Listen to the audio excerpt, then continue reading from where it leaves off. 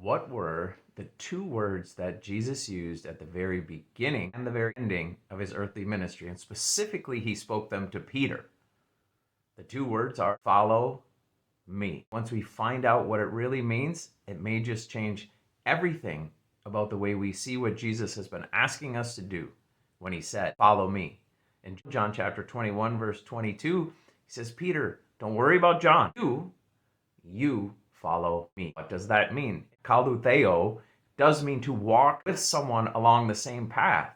But this is a little bit more specific. It means to walk along the path in the exact same way as the other person.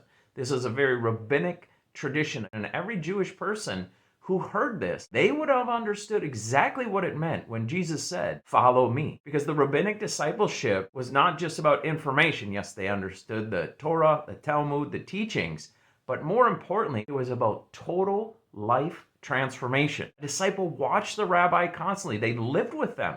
They understood. They watched how he interacted with other people, how he prayed, how he interacted with his wife, where he went, how he carried himself in the midst of troubles and confusions, how he responded to opposition. The goal of following me, the goal of akoloutheo in the rabbinic tradition was to completely reflect the rabbi's character and conduct. So much that the disciples' way of seeing the world is exactly the same way as the rabbis.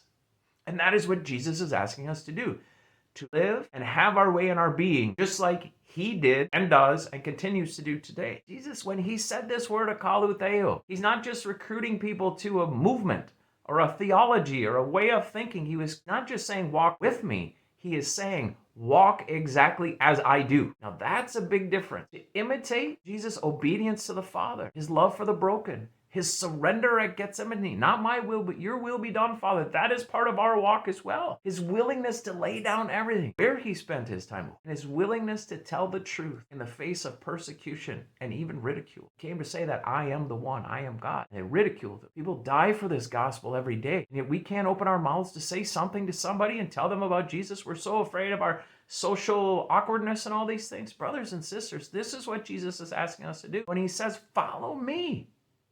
It is to undergo a radical transformation and follow the ways of Jesus Christ so that when people see us, they see him. This is an invitation, this akoloutheo, follow me, into a radical transformation of mind, body, soul, spirit, character, in every way. One question this word puts to us, follow me. How much does my life look like his? Blessings. We will see you next time.